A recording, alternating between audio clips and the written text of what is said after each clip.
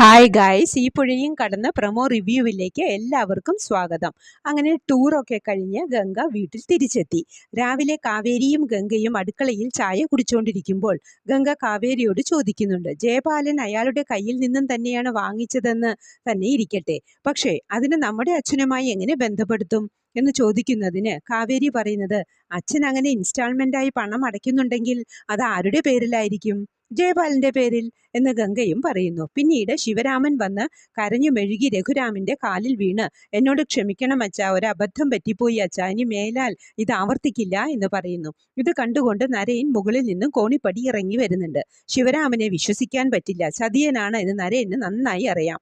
അപ്പോൾ രഘുരാമൻ പറയുന്നത്, അത് കുറിഞ്ഞിക്കാട്ടെ ഭൂമി ഇടപാടുമായി സംബന്ധിച്ചുള്ളതാണ്. അരവിന്ദൻ എന്ന് പറയുന്ന ഒരാളുടെ മക്കൾക്ക് ഭൂമി വിറ്റത് നമ്മളാണ് എന്ന് മനസ്സിലായിട്ടുണ്ട്. അവർ ഇന്നല്ലെങ്കിൽ നാളെ ഈ വീട്ടുപടിക്കലെത്തും എന്ന് പറയുമ്പോൾ ശിവരാമൻ അല്പം കൂടി പേടിക്കുന്നുണ്ട്. ഉടൻ തന്നെ ജയപാലനെ ഫോൺ വിളിച്ച് വിവരം അറിയിക്കുന്നു. എടോ, ജയപാലൻ ആരാണെന്ന് എനിക്ക് നന്നായിട്ട് അറിയാം, എന്നിട്ടും ഞാൻ ഇങ്ങനെ പറയണമെങ്കിൽ, എടോ, അതിനേക്കാൾ വലിയൊരു ഭീഷണി എനിക്കിവിടെ ഉണ്ട് എന്ന് താനൊന്ന് മനസ്സിലാക്കിക്കോ എന്ന് പറയുമ്പോൾ, അതാരാ, ഈ ജയപാലനെയും വലിയൊരു കേടി എവിടെ എന്ന് ചോദിക്കുമ്പോൾ ശിവരാമൻ പറയുന്നത്, ഇത് ഐറ്റം വേറെയാ നരയൻ, അതാ പേര് എന്ന് പറയുമ്പോൾ നരയൻ തൊട്ടുപുറകിൽ തന്നെ നിൽക്കുന്നുണ്ടായിരുന്നു.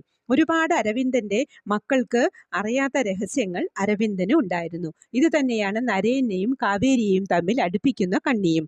ഇതൊക്കെയാണ് പ്രമോവായി കാണിച്ചത്. പ്രമോ ഇഷ്ടപ്പെട്ടുവെങ്കിൽ ലൈക്ക് ചെയ്യുവാനും ഷെയർ ചെയ്യുവാനും സപ്പോർട്ട് ചെയ്യാനും സബ്സ്ക്രൈബ് ചെയ്യാനും മറക്കരുത്. അടുത്തൊരു എപ്പിസോഡിന്റെ പ്രമോവുമായി വരുന്നതുവരെ കാത്തിരിക്കുക.